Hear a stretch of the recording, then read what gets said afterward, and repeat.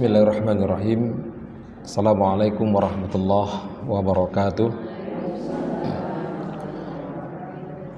Innal hamdalillah, shalatan wassalaman ala Rasulillah wa ala alihi wa sahbihi wa mawalah. Asyhadu an la ilaha illallah wahdahu la syarikalah wa asyhadu anna Muhammadan abduhu wa rasuluhu la nabiyya ba'dah. Allahumma salli wa sallim wa barik ala Muhammad wa ala ali Muhammad kama shallaita ala Ibrahim wa ala ali Ibrahim fil alamin innaka Hamidum Majid. Alhamdulillah, bersyukur bagi Allah yang masih mempertemukan kita dengan Ramadan tahun ini. Bersyukur kepada Allah karena kita meyakini bahwa banyak di antara saudara-saudara kita yang hari ini telah berpulang mendahului kita, dan banyak saudara-saudara kita yang hari ini masih diberi kesempatan hidup bersama kita, tapi tidak diberi kekuatan untuk melaksanakan ibadah puasa Ramadan dengan berbagai sebab. Entah karena memang dalam kondisi yang sedang sakit atau uzur, atau memang dalam kondisi yang memang membutuhkan untuk tidak bisa ikut berpuasa bersama kita. Salat bering salam sama-sama kita atur sanjung sajikan kari ibadah Nabi besar Muhammad sallallahu alaihi wasallam serta keluarga dan para sahabatnya. Ibu-ibu yang dirahmati Allah, hari ini Ramadan ke-3 bagi yang melaksanakan Ramadan di tanggal 19 Februari. Bagi yang melaksanakan Ramadan di tanggal 18, maka ini ada hari Ramadan ke-4. Apapun itu perbedaan penetapan satu Ramadan, itu tidak membuat kita berpisah dan terpecah, karena semuanya itu adalah ranah ijtihad, Ibu. Jadi jangan menyalahkan dan juga jangan membenarkan tentang siapa yang lebih baik di antara keduanya. Karena sesungguhnya yang paling sulit dalam kita beragama itu adalah bukan syariatnya. Kalau kita katakan puasa itu berat, maka sungguh anak kecil seharusnya dia tidak bisa berpuasa. Tapi justru kita mendapati cucu kita, anak kita, keponakan kita yang masih TK, dia mampu melaksanakan puasanya secara utuh dan penuh tanpa ada bolong. Itu menunjukkan bahwa puasa itu tidak berat.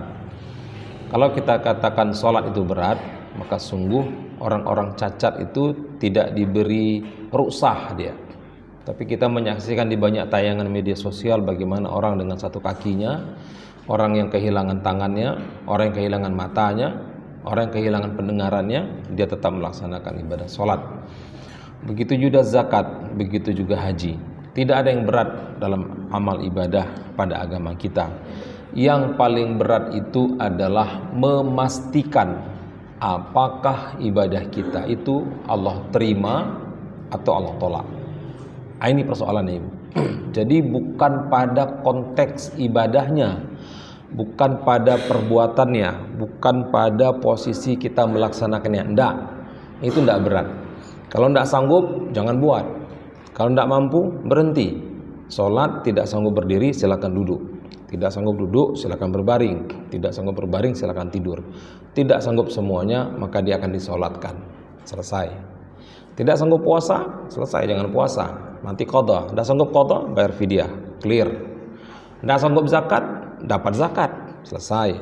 Tidak sanggup haji, jangan haji. Aman. Tidak sanggup jihad, berhenti. Jadi gampang. Jadi amal ibadah dalam agama kita tuh mudah sekali. Yang paling rumit itu adalah memastikan posisi amal itu diterima. Ini pekerjaan paling sulit, Ibu. Ini sesuatu yang ditutup oleh Allah, dan Nabi tidak menceritakan dan menjelaskan seperti apa kriteria bahwa amal kita itu Allah terima. Ditutup habis-habisan, tidak dibuka. Berarti tidak sah, Ustaz. Beda lagi konteksnya. Kalau sah, Ibu, gampang. Sholat itu dinyatakan sah kalau memenuhi dua unsur. 1, cukup syarat. 2, cukup rukun. Kalau rukun dan syaratnya cukup, maka seluruh amal ibadah itu sah. Nah, puasa ini dikatakan sah kalau memenuhi dua rukunnya.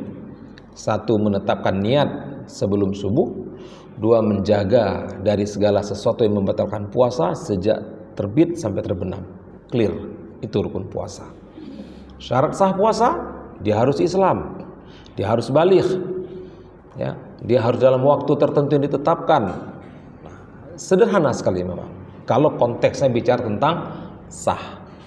Tapi kalau bicara diterima atau tidak, nah ini PR kita, PR saya dan PR ibu. Kenapa? Karena Allah ingin, ibu hormati Allah, apa yang Allah sampaikan dalam surah Al-Mulk ayat kedua, dan kita ma'ruf, kita sudah menghafalnya dengan sangat baik ya. A'udzubillahi minasyaitonirrajim. Walladzi khalaqal mauta wal hayata liyabluwakum ayyukum ahsanu amala. Jadi Allah yang menciptakan hidup dan kematian. Mati dan hidup itu Allah ciptakan sedemikian rupa dengan satu tujuan. Liyabluwakum ayyukum ahsanu amala. Menguji kita dengan amal terbaik, Ibu, bukan amal terbanyak. Karena kalau bicara amal terbanyak, kita tidak akan pernah bisa mengalahkan amalnya para sahabat. Clear, kita tidak bisa. Jangankan sahabat, Imam Syafi'i, kita tidak akan mampu mengejar amal Imam Syafi'i. Tapi Allah ingin menguji kita, siapa di antara kita yang mempunyai amal terbaik. Artinya, yang di spotlight oleh Allah itu adalah kualitas amal, bukan kuantitas. Jadi mutunya, ya, bukan berapa banyaknya, tapi mutunya, kualitas. Nah, di kesempatan kali ini dalam waktu yang sangat terbatas, kita akan mencoba melihat seperti apa kita menjaga takwa di luar bulan Ramadan. Kalau dalam bulan Ramadan fix dan confirm, kita itu ibaratnya begini, Bu. Ibaratnya saya suka mengambil analogi begini. Ibu kalau beli mobil di showroom, ya, mobil di showroom itu kan berkilat, ya, kinclong, wangi. Kenapa, Bu? Dalam showroom. Showroom itu bagaimana, Bu? Ber-AC, dipel, tidak kena hujan, tidak kena panas. Sampai sini paham dulu ya. Kita ini seperti dalam showroom, Bu. Ramadan ini kita dalam showroom, Bu. Dalam showroom kita. Terus pramuniaganya ngomong gini ke calon pembeli. Katakan ibu mau beli mobil, terus pramuniaganya bilang begini. Ibu, mobil ini sangat tangguh. Dia bisa dioperasikan di semua medan. Mau hujan lebat, mau banjir, mau lumpur, clear, Ibu. Konsumsi BBM-nya hemat. Mesinnya bandel, ndak rewel. Interiornya nyaman.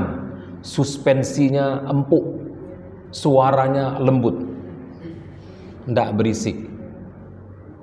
Dan harga jualnya juga kembali tinggi kalau ibu mau jual nantinya. Itu apa kata siapa yang ngomong itu, Bu?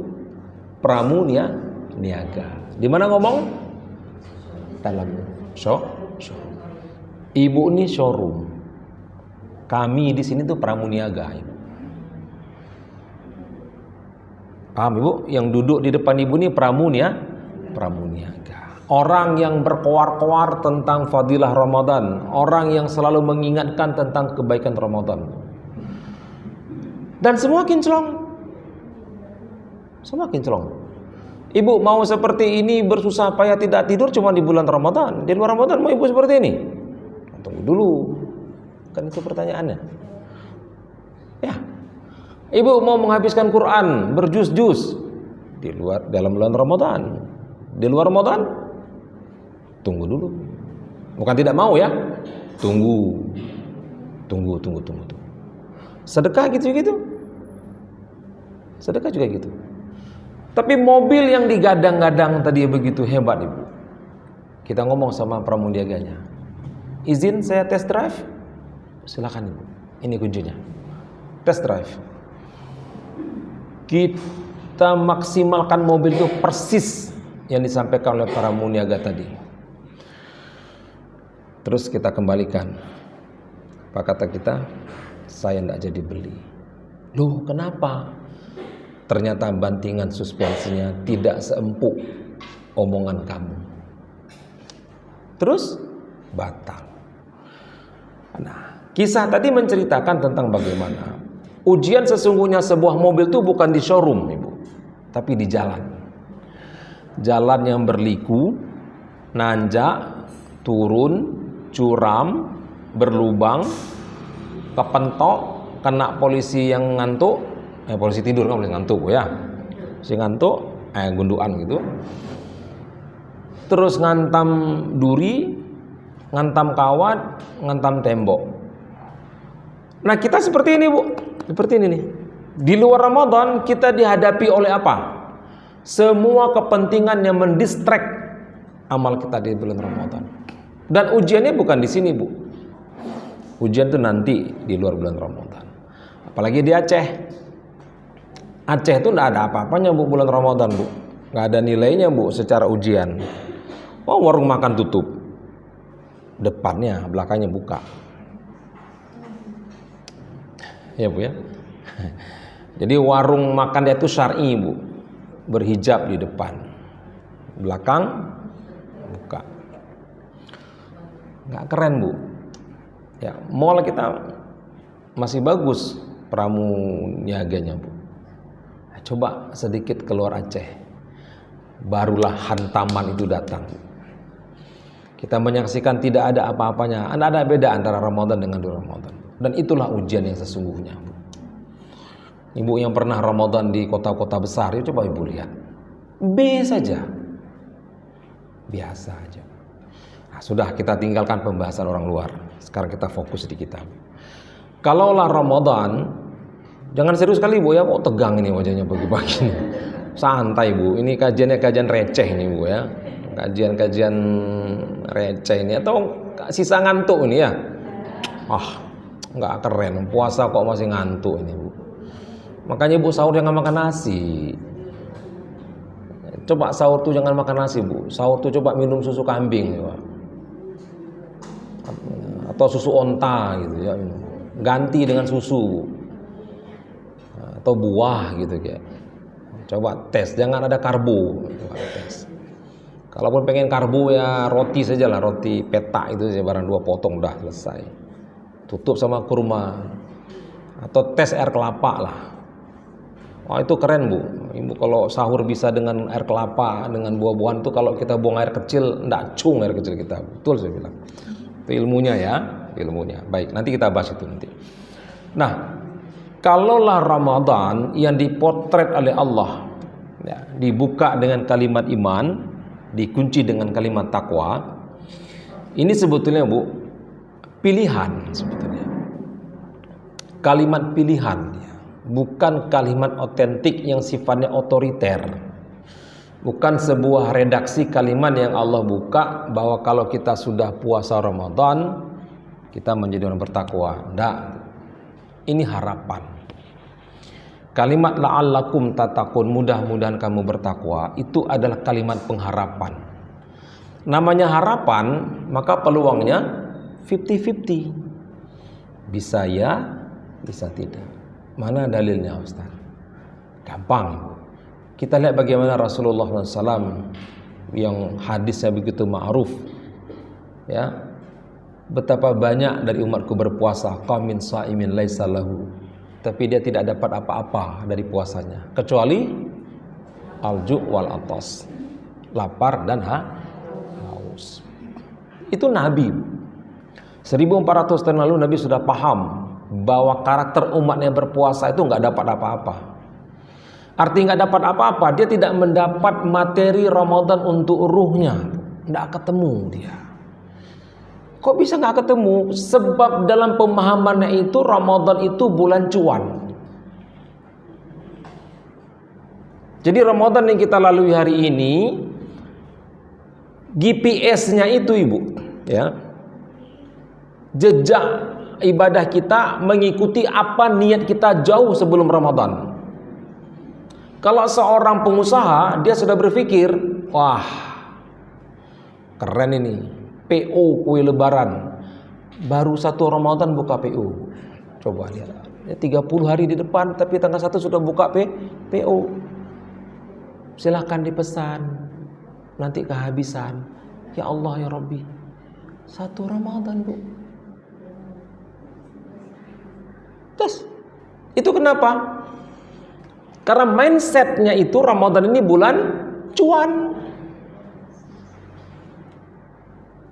Terus Ibu, iya juga ya. Iya, nastar ya 1 kilo,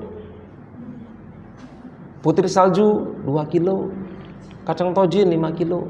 Ini DP 100.000. Terus sang penjual mengupload, alhamdulillah rezeki anak solih. Nah, rezeki anak solih lagi.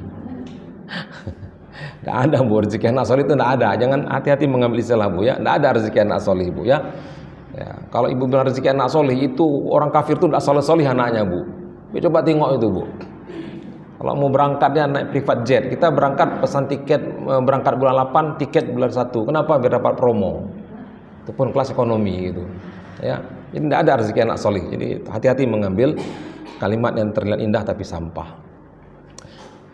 Terus para ulama, ini menariknya di sini dulu. Para ulama itu membagikan beberapa tips bagaimana caranya kita untuk menjaga ketakwaan di bulan Ramadan. Apa takwa kita di bulan Ramadan, Bu? 1, tidak banyak ngomong. Ya kan? Kan gak banyak ngomong kan?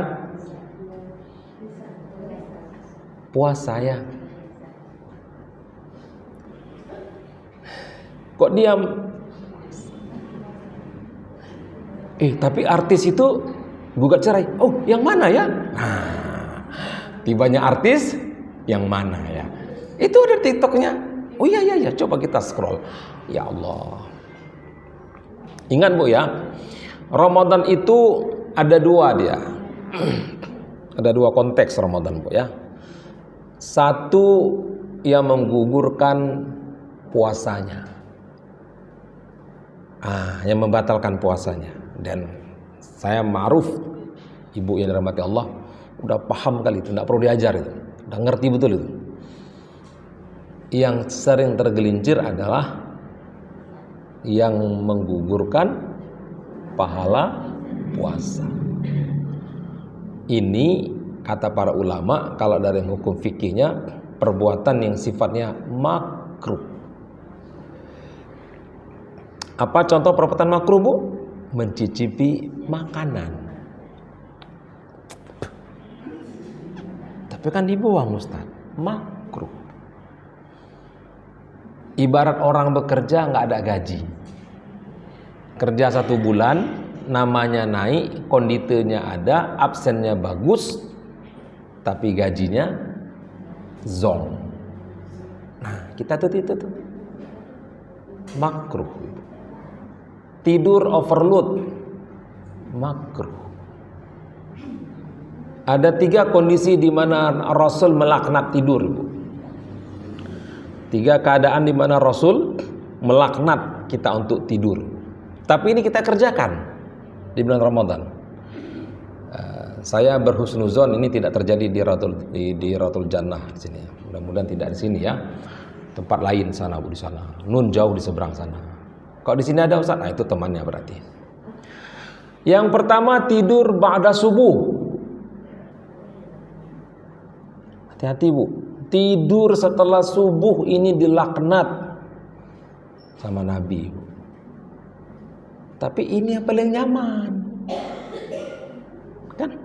Kalau kita survei, apa kegiatan yang paling nyaman dalam Ramadan ba'da subuh? A. Baca Quran, B. Sedekah, C. Nuntut ilmu, D. Semua salah.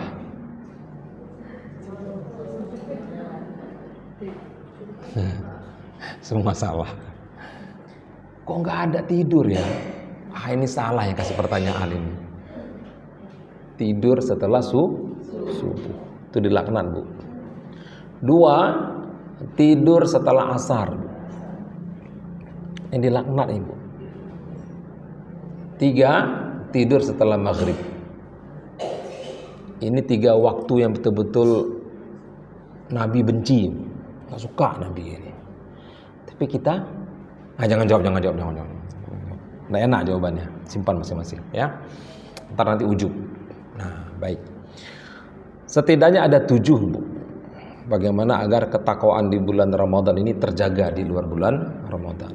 Dalam waktu yang sangat terbatas, kita tidak akan sanggup mengupas ketujuhnya ya. Karena nanti ini harus detail penjelasannya supaya Ibu tidak ngambang.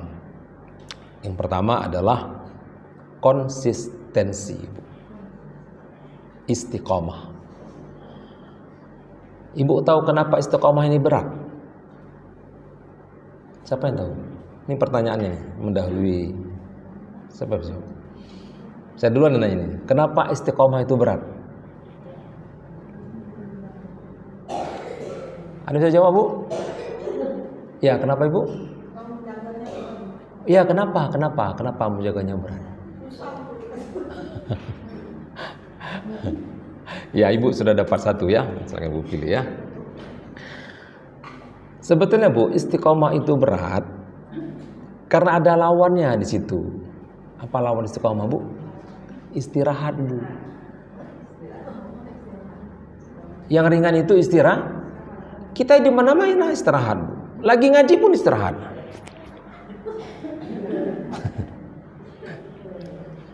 Itu kalau Jumat, Bu, khatib lagi khutbah. Ya Ibu nggak pernah Jumat, jadi nggak tahu suasananya. Ya, suasana pengajian lebih kurang sama lah. Badannya dalam majelis tapi ruhnya rihlah ya. Ya sudah, tidak apa-apa lah. Istiqomah itu berat karena Nabi merasakannya, Bu. Ya, Nabi merasakan istiqomah itu berat, Bu. Surah Hud ayat 112. Fastaqim kama umirtu. Fastaqim, Hud ayat 112. Kalimat fa dalam redaksi Arab, kalau ada huruf fa itu penekanannya, kalau cuma ditekan nggak apa-apa. Ini sudah ditekan tapi ini kan lagi dipres, dipres. Saking beratnya beruban, Bu, Nabi 10 helai. Sempat-sempatnya. Siapa yang hitung, Bu? Umar. Dihitung sama Umar. Hai Rasul, cepat kali ubanmu. Apa kata Nabi? Kalaulah bukan karena Hud 112, sungguh uban ini tidak keluar. 10 helai di usia 57 tahun, Bu. Nabi beruban. Kita beruban kapan, Bu? Sudah, jangan jawab. Kenapa beruban? Simpan jawabannya. Nabi beruban karena apa, Bu? Karena wajib istiqomah. Ini yang paling berat. Ya, ini yang paling berat. Semakin berat sebuah ibadah, maka pahalanya semakin besar. Semakin berat beban hidup yang Ibu terima, maka nilainya semakin dahsyat. Dan kabar baiknya apa, Bu? Kabar baiknya, bantuan itu selalu datang di ujung, Ibu. Jadi kalau kita sudah tersudut di sini, mau jatuh, di sini bantuan itu baru datang. Tapi kalau masih di sini, itu bantuannya belum datang. Kalau masih di sini, kalau masih ada space ini, belum ketemu. Tapi kalau sudah di sini nih, kalau di puncak ini, mau jatuh, baru bantuan itu hadir. Mana dalilnya? Dalilnya adalah dalam surah Al-Insyirah. Innamal usri yusra, fa innamal usri yusra. Allah mengulang 2 kali pernyataan dalam surah yang sama. Jadi bukan la yukallifullahu nafsan, Bu, ya. Kalimat la yukallifullahu nafsan illa usaha laha ma kasabat itu adalah beban untuk masalah ibadah, Ibu. Untuk masalah syariat. Bukan untuk masalah hidup. Jangan dibalik-balik konsepnya, ya, Bu, ya. Jadi la yukallifullahu nafsan itu adalah beban yang Allah tetapkan kepada kita. Bagaimana kita beribadah menyesuaikan dengan keadaan.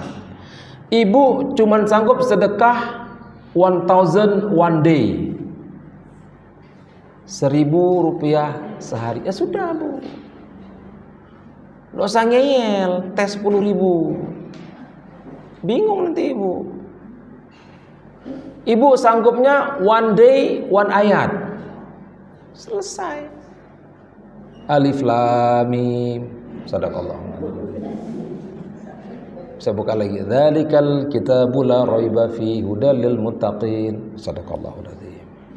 Kebangetan. Kalau kena Al-Ikhlas, qul huwallahu ahad, sadaqallahul azim. Wah, ini yang geleng kepala malaikat ini. Tulis apa ini ya? Tidak ditulis kebaikan, ditulis tapi juga kebangetan gitu ya. Terus kita ngomong sama malaikat, la yukallifullahu nafsan. Doanya apa bu? Ya Allah, surga Firdaus ya Allah. Makin geram tuh malaikat. Kata malaikat ini kalau bisa kok diremas ini orang ini. Nah, itu bu ya. Jadi konteksnya di situ. Jadi la yukallifullahu nafsan itu kata para ulama, ya, ulama tafsir itu diprioritaskan untuk persoalan ibadah, bukan untuk menghadapi persoalan di hidup. Menghadapi persoalan hidup itu kalimatnya itu tadi al-insyirah, banjir yang menghantam Aceh. Coba lihat, Allah beri bahan baku gratis, kayu gelondongan pakai untuk buat rumah. Wih, merdeka orang Aceh, keren-keren kayunya bu, gratis. Rumah jadi hak milik pretek tok. Kalau beli nggak sanggup, lebih mahal kayu daripada semen, daripada batu. Tapi harus begini Ustaz. Ya memang dunia itu menuntut pengorbanan. Gak ada cerita, nggak mau berkorban jangan hidup. Hidup di bawah tanah maksudnya. Enggak perlu korban. Kalau masih di atas dunia masih cerita. Oh, saya berat kali ya Ustaz. Nah, memang begitu bu. Memang begitu dia. Nah, jadi konsistensi itu dalam dua hal, ibadah wajib, ibadah sunnah. Laki-laki dibebankan syariat itu untuk sholat berjamaah 5 waktu ke masjid. Dalam satu pendapat hukumnya wajib, dalam satu pendapat hukumnya sunat muakkad. Terserah nanti kita mau ngambil dalil yang mana. Itu bagi laki-laki. Dan dia dihitung maksiat kalau dia tidak sholat berjamaah 5 waktu di masjid, walaupun dia sholat di rumah. Jadi maksiatnya itu adalah bukan nggak sholatnya, tapi ketetapan yang dibebankan atas diri laki-laki itu untuk dia sholat berjamaah. Untuk perempuan apa maksiatnya bu? Buka aurat. Enggak. Buka aurat bagi perempuan itu fasik hukumnya, bukan maksiat. Ya. Apalagi bergosip, bukan. Maksiat bagi perempuan adalah menunda waktu sholat saat dimana dia tidak ada uzur syar'i. Itu maksiat perempuan. Zuhur jam berapa hari ini bu? 12, 50, 47, 46, 48, 45. Ini khilafiyah satu wilayah ini. Yang saya yakin bersepakat kalau saya tanya waktu berbuka maghrib jam berapa, itu sama semua itu. Karena saya nggak tanya itu tadi, namun saya tanya itu karena saya tahu jawabannya itu 18.48 Ustaz. Nggak mau saya tanya itu, saya tanya zuhurnya aja. Ya katakanlah plus minus jam 1 kurang 10 lah. Plus minus di situ azan telah selesai. Saat ibu memutuskan sholat jam 13.30, disitulah maksiat ibu dimulai kepada Allah. Padahal tadinya waktu nonton itu ibu lagi di ujung perjalanan Dracin, drama Cina. Bukan drakor bu, drakor udah ketinggalan zaman, Dracin bu. Dikit lagi, hampir ketahuan bu, dikit lagi. Pas azan, dikit lagi tuh. Selesai bu. Jadi perempuan itu di mana maksudnya bu? Saat menunda waktu sholat, saat dia tidak punya uzur syar'i. Apa contoh uzur syar'i ibu? Ibu lagi bersihin ikan. Tapi bukan pas azan bersihin ikan bu, sudah dari jam 12-nya bu. Nah, kan masih jauh tuh waktunya bu bersihin ikan. Terus azan, selesaikan ikannya bu. Jangan ibu tinggalin. Allahu Akbar. Bau amis. Selesaikan dulu bu ikannya. Ibu lagi masak waktu asar, selesaikan dulu masakannya, jangan ditinggal bu. Karena itu lebih penting. Nah, tapi kalau tidak ada apa-apa, tinggal, nggak boleh. Nah, Ramadan, saya yakin Ibu sudah mempotret itu untuk tidak seperti itu, menjaga itu. Pertanyaannya, kalau di Ramadan bisa, kenapa di Ramadan nggak bisa? Nah, ini pertanyaannya. What's happened? Apa yang terjadi? Kenapa Bu Ipah? Punahai kerja lagi ya.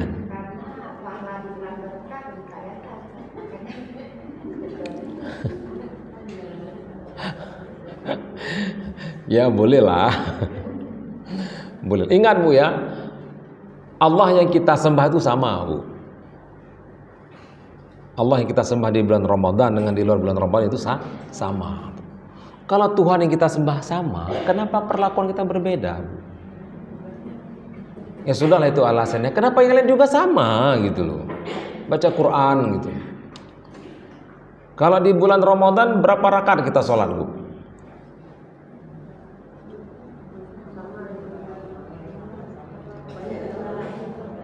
Saya tanya berapa rakaat?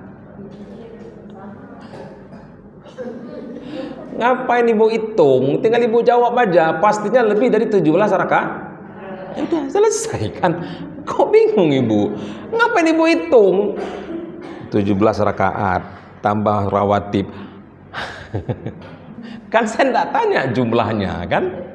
Ya, saya tanya apa? Berapa rakaat? Tidak dalam bentuk pasti. Karena ada orang yang buat 23, ada orang yang buat 11. Nah, kalau saya tanya berapa jumlah totalnya, nanti baru ribut kita. Kan pastinya lebih dari 17 rakaat. Kalau Ramadan kita mampu melaksanakan sholat lebih dari 17 rakaat, di luar Ramadan kenapa kita cuma 17? Di Syawal kenapa cuma 17 Ibu? Mana rawatib kita? Paham ya? Ini konsisten. Dan itu berat sekali memang. Ini problem.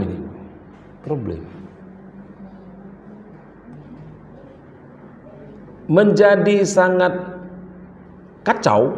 Nah, menjadi sangat kacau nih. Kita punya kita punya fokus ya.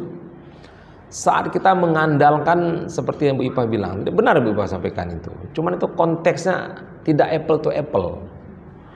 Berarti kita tuh persis seperti anak kecil beribadah. Kalau adik nanti subuhnya tidak telat, pokoknya dari nenek ada silver queen. Si cucu silver queen, ekuivalen dengan subuh. Dia kejar subuhnya untuk mendapatkan silver queen. Yang lain kenapa enggak? Nek, karena subuh itu lebih berat daripada zuhur, asar, maghrib. Gitu kan? Artinya kalau anak ini mampu salat subuh, maka zuhur, asar, maghrib itu isya itu gampang dia. Boleh Bu. Boleh, dibolehkan. Benar, dibenarkan. Hanya saja dia kurang elok untuk dipertahankan. Ini dia. Karena Ramadan ini sebetulnya bulan upgrade-nya saja, Bu. Upgrading-nya saja di sini nih. Penguatnya saja di sini. Tapi ujian penguatnya itu nanti di 11 bulan yang akan datang. Nah, ini ujiannya, Bu. Maka kan tema kita tuh bagaimana menjaga takwa tuh di luar Ramadan. Kalau di Ramadan udah bertakwa semua ini. Loh, buktinya ini penuh ini. Coba di luar Ramadan ada penuh seperti ini. Enggak usah jawab.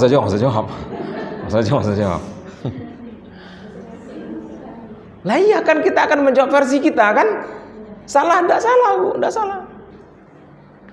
Maghrib itu di luar Ramadan penuh Bu, maghrib. Dalam Ramadan berapa saf maghrib Bu? 1. Mana yang 2, 3 lagi Bu? Gabuk dengan makan. Nah ini Bu. Karena hari ini kita beribadah itu bukan dengan syariat, tapi meadat Ibu. Nah itu dia temanya, meadat. Udah biasa. Jadi sebetulnya agama ini diturunkan basisnya syariat, bukan adat kebiasaan, bukan karena turun-temurun. Dampaknya luas Bu. kita menjadi orang yang tidak konsisten. Pelintat pelintut bahasanya. Omon-omon. Omon-omon susah. Ibu kalau sama teman yang nggak konsisten suka nggak? Suka. Kita ketemu jam 10 ya, oke. Nah karena kita konsisten, kita jam 10 kurang 15 sudah di lokasi. Terus kita WA jam 10, di mana? Ntar ya OTW. OTW baru bangun ya kan. Coba lihat. Ya contoh seperti tadi lah ya. Jam 7 kan. Nah, ibu enggak salah. Saya ya kecepatan datang gitu kan, ibu enggak salah. Saya memahami jam 7 ya. Saya jam 7 kurang 10 sudah di sini nih. Ibu enggak salah. Kan ibu-ibu itu kan pasal 1 pasal 2. Emak-emak enggak pernah salah ya, Ibu Merlina ya. Ya begitu ya. Kalau salah, lihat pasal. Nah, enggak apa-apa. Jadi yang paling berat itu konsistensi. Dan dalam kehidupan pun kita butuh konsistensi. Agama ini konsisten. Ibu tahu musuh dalam beribadah itu apa, Bu? Apa musuh atau rayap ibadah? Rayap ibadah itu bukan, itu persis seperti rumah. Rumah itu punya rayap. Dia menghancurkan perabotan kita dari kayu. Kalau besi, penghancurnya adalah karat. Jadi karat yang ada di besi itu menghancurkan besi itu sendiri. Madu itu ada perusaknya, Bu, cuka. Ibu kalau ingin merusak madu, tetesin cuka, rusak madunya.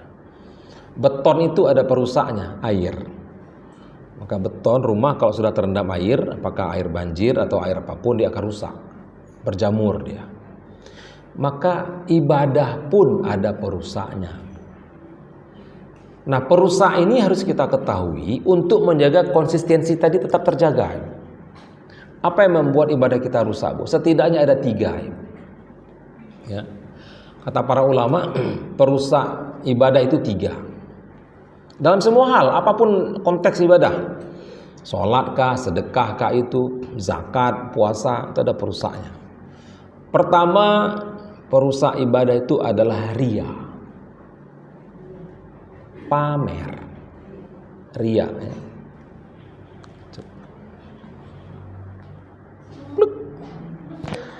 Day 3, hari ketiga Ramadan in MTRG. Upload. Tunggu komentar neti. Gak di komen kok.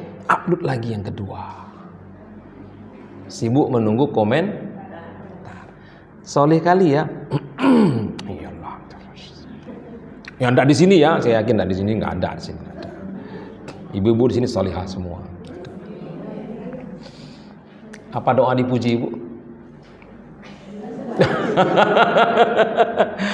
Tadi saya puji Ibu tuh, baca doanya lah, Bu, supaya tidak kena yang kedua. Allahumma la ta'khudhni bima yaqulun waghfir li ma la ya'lamun waj'alni khairan mimma yadhunnun. Ibu kalau dipuji itu doanya, supaya tidak kena yang kedua, Ibu. Ujub. Ini perusak amal ini. Berapa tarawihnya, Dek? 8, Kak. Alah, 8 MD. 8 MD. Emang 8 tuh Muhammadiyah gitu? Bukan, Kak, bukan Muhammadiyah. Saya Muhammad Wahab gitu. Mohon maaf kalau nama yang sama, ya nggak ada maksud ya. Kakak berapa? Oh, Kak 23. Wah, kamu tuh 28. Ya Allah, hari gini masih debat 8-23. Apalah ini? Apakah yang buat 23 sudah otomatis amalnya diterima? Terus yang buat 8 tertolak? Ya. Terus siapa kita jadi hakim gitu loh? Untuk mengatakan ini 23 tidak betul, 8 yang betul, atau 23 salah, 8 yang benar. Siapa kita? Ada kunut? Enggak. Aku sana nggak ada kunut tuh, MD itu. Lah memang yang kunut masuk surga gitu? Ya nggak kunut terus nunggu depan surga gitu? Nggak gitu juga kali kita beribadah, Ibu. Nah, coba lihat tuh, kacau sekali. Ujub. Yang terakhir, Bu, sum'ah. Sum'ah ini promo. Sum'ah itu memperdengarkan. Sami' ada kata-kata sami ya, kuping, mendengarkan. Suka ngomong kasih tahu ke orang waktu orang nggak tanya. Alhamdulillah ya hari ini asik betul nih. Kenapa kak? Dapat sholat sunat fajar, subuh jamaah, syuhru, duha, ikut kajian, kailulah. Terus kalau nanya, siapa kak? Kakak enggak, siapa tanya gitu. Sum'ah itu bu, nah 3 komponen ini kalau hadir, zong, betul-betul zong. Allah menyampaikan ini dengan kalimat haba'an manthura, seperti debu yang 3. Nah, supaya ini tidak terjadi, jaga niat. Jaga niat ibu. Ibu niat kemarin untuk ngapain? Ketemu kawan. Selesai. Untuk tidak enak dengan ibu ketua. Selesai. Supaya dicatatkan sebagai peserta yang paling aktif. Selesai. Niat itu mengkoreksi seluruh perbuatan kita. Dengan niatlah perbuatan receh menjadi besar dan perbuatan besar menjadi hilang dengan niat. Saya ambil contoh bu, ya. Ibu sholat tarawih itu, jangan jawab ya, jangan jawab. Saya yakin jawaban sakit hati, jangan jawab. Ibu sholat tarawih itu ke masjid tertentu karena apa? Karena nyaman, karena imam, atau karena memang perintah Allah? Jangan jawab. Saya tahu jawabannya apa.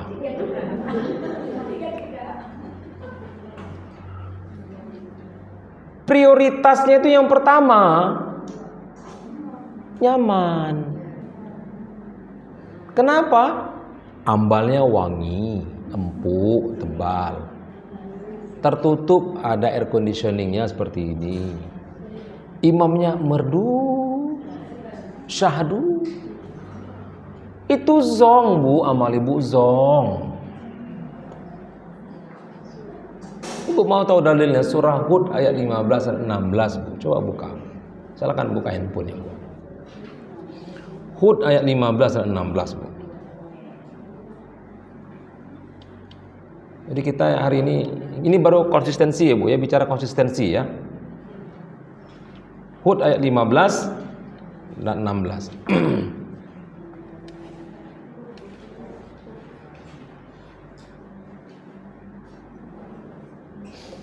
Man kana yuridul hayatad dunya wa zinataha nuwaffi ilaihim a'malahum fiha wa hum fiha la yubkhasun. Inilah satu-satunya surah dan ayat yang semua sahabat kalau membacanya berhenti dan menangis bu. Ini nih surah ini nih, surah Hud 15-16 ini. Begitu kena di ayat 15-16 itu sahabat tuh diam nih bu. Diam dan nangis 2 ayat ini. Khawatir semua ibadahnya itu Allah tolak. Itu sahabat. Karena mengharapkan dunia. Kalau duha yang ibu lakoni hanya untuk memudahkan rezeki, selesai bu, duha ibu zong.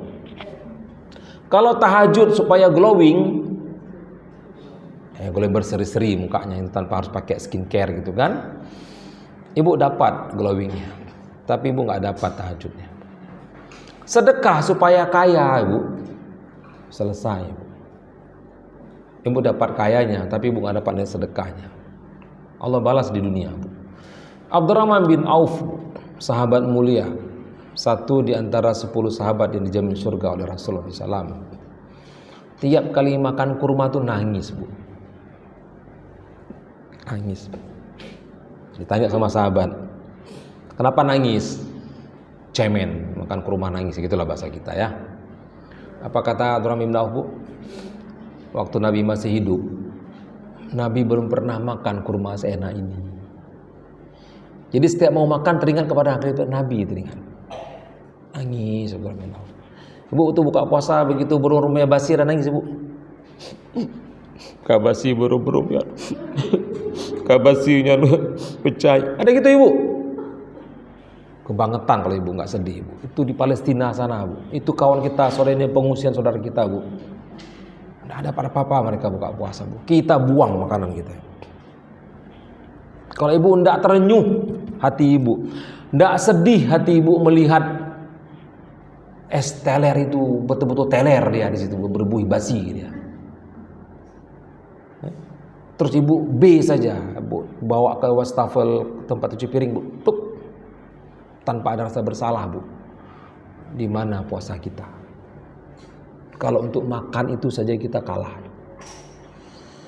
Jangan harap takwa bu, gak dapat kita takwa, gak dapat, kalah kita.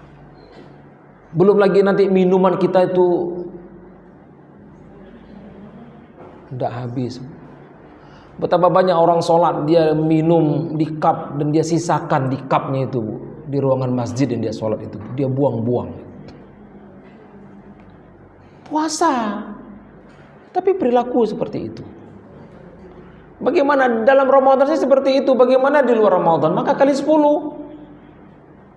Kali 10 bu. Digugat kita dengan klepon bu. Tahu klepon bu? Merum-merum, digugat kita sama pecah lontong, digugat kita sama mie calu gitu.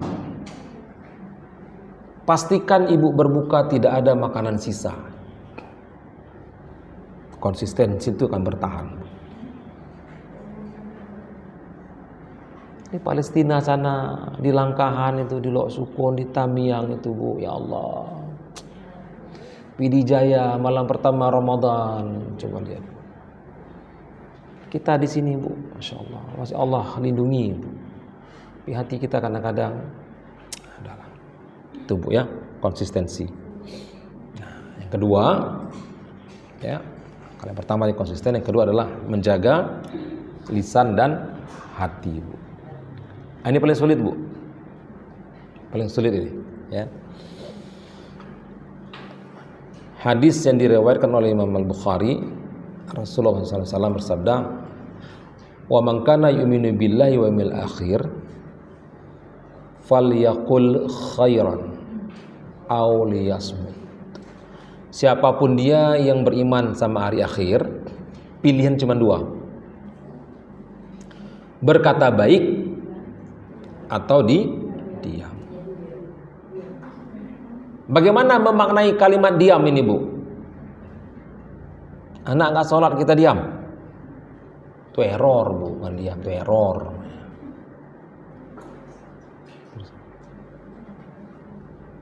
Jadi diam yang dimaksudkan di sini kalau itu tidak mendatangkan manfaat untuk kita.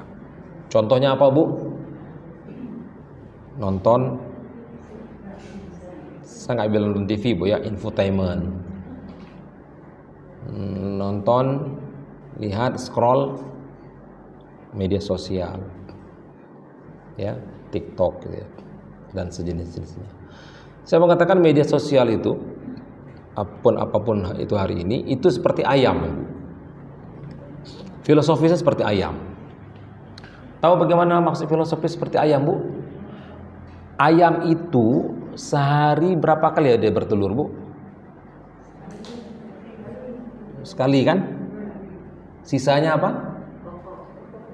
Kotorannya bu, nya. Media sosial tuh cuma satu baiknya bu, sisanya sampah. Ya tapi kan ada agama Ustaz. Alah, sok-sokan agama 10 detik. Itu kan? Ya jujur aja lah kita jujur. Tapi kan di situ ada Qur'annya Ustaz. Berapa sanggup kita dengan Qur'an di situ? Ini yang membuat kadang-kadang kita menjadi orang yang bias di sini. Menjaga lisan dan hati. Ibu tahu kenapa penyebab darah tinggi itu tidak pernah kunjung stabil? 99% penyakit itu pemicunya adalah pikiran. 1% insiden. 99 semua pikiran. Apapun itu, mau lambung, gula, kolesterol, cemas, ya, itu semuanya pikiran.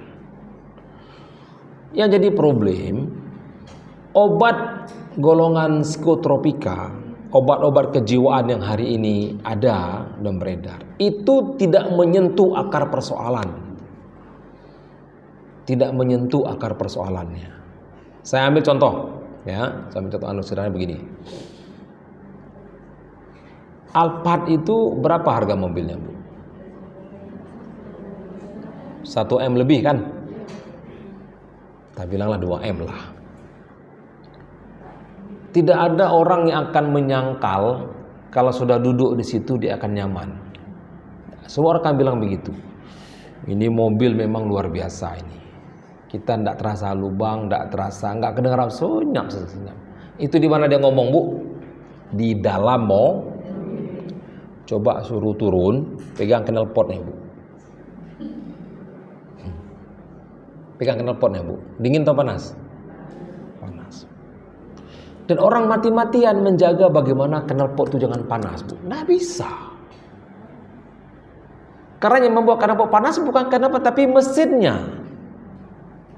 Sementara mesin ini dibutuhkan untuk membuat kita nyaman. Nah, pikiran gitu juga, Bu. Selama mesin atau pikiran kita membal. Dia jangka pendek, jangka panjang tuh. Kita boleh berdiskusi di sini nanti. Semua penyakit itu semuanya dari sini, Bu. Dari pikiran. Itulah kenapa Allah sampaikan dalam surah Ar-Ra'd 2:28, "Ala bi dzikrillah tatma'innul qulub."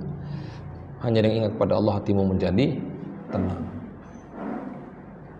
Ini problem kita, Bu. Problem. Apalagi kemarin dengar berita BPJS menghentikan obat untuk PBI. Selesai, orang cuci darah, Bu. Bingung dia. Nah, itu, Bu, ya. Jadi menjaga lisan dan hati itu terkoneksi dengan pikiran kita. Terus kalau kita hubungkan dengan Ramadan kita hari ini, apa yang paling Ibu pikirkan dalam bulan Ramadan? A. Ibadah. B. Muamalah. C. Sosial. D. Ekonomi. Ibadah melupakan ekonomi. Kabeng Bu Ipah. Gimana, Bu? Gimana, Bu? Nggak ada 4-4, satu aja. Oh, Ibu ini.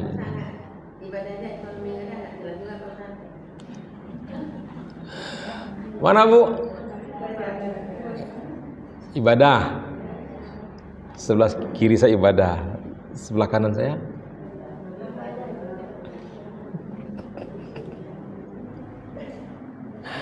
apa? Kok khilafiyah ini, Bu? Apa karena belum makan pagi, Bu, ya? Apa definisi ibadah, Ibu? Nah, apa, Bu, definisi ibadah? Kita udah bahas di sini, Bu. Jauh sebelum di sini kita udah bahas. Hai, lupa.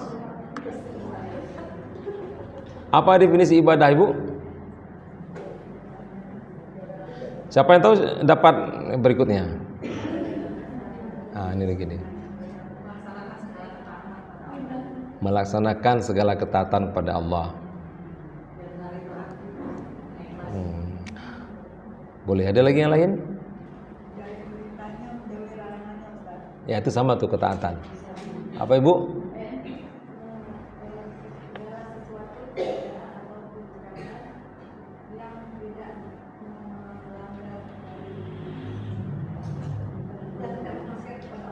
Tidak bermaksiat kepada Allah.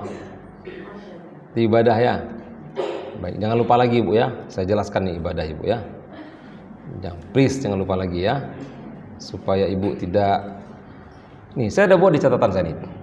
Ramadan kelima, tanggal 27 Maret 2023, lokasi MTR Jeluk Semawe.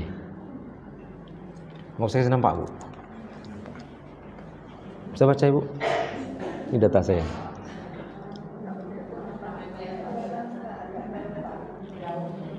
Gak apa-apa Bu. Artinya saya tidak bohong ya. Saya punya file gitu saya bilang. Saya sudah sampaikan sini. Tahun 2023. Tanggal 27 Maret. Ramadan kelima. Sekarang Ramadan ketiga tahun 2002. Berapa tahun Bu? 3 tahun. Gak apa-apa Bu. Gak apa-apa. Baik. Jangan lupa lagi ya Bu ya. Please ya. Tapi kan lupa itu anugerah Ustaz. Kalau lupa anugerah Bu, orang kebakaran itu karena lupa kasih batu kompor Bu. Coba Ibu bilang anugerah di situ, dilempar Ibu. Ya. Baik, ibadah itu Ibu, ya. Al ibadu ismun jami'un. Ya. Ini kalimat dari para ulama Bu, mendefinisikan apa itu makna ibadah. Ibadah itu adalah sebuah nama, ya. Al ibadun ismun jami'un, sebuah nama yang mencakup, ya, likulli ma yuhibbullah, semua apa yang Allah cintai wa yardah dan Allah ridhai. Jadi konteks ibadah itu semua hal yang Allah cintai dan Allah ridha, baik itu berupa perkataan maupun perbuatan, minal aqwal wal akmal, baik omongan dan perbuatan, al batin wal zahir, baik yang nampak maupun yang tersembunyi. Itu definisi ibadah. Please don't forget. Tolong untuk jangan dilupakan lagi. Ya. Nah, Ramadan kalau dimaknai ibadah, jadi ibadah itu bukan cuma Quran Bu, diam pun bernilai ibadah Bu. Kalau diam kita tuh karena Allah. Ibu merepet di rumah bernilai ibadah kalau itu karena Allah. Tapi merepet ibu hanya menjadi radio rusak kalau bukan karena Allah. Gimana caranya supaya repetan ibu itu bernilai ibadah Bu? Jangan sampai istighfar tapi giginya ketat. Astagfirullah. Itu nggak ada ibadah Bu. Nah, itu nggak ada. Astagfirullahaladzim. Nah, itu nggak ada. Nggak ada itu. Itu zong itu.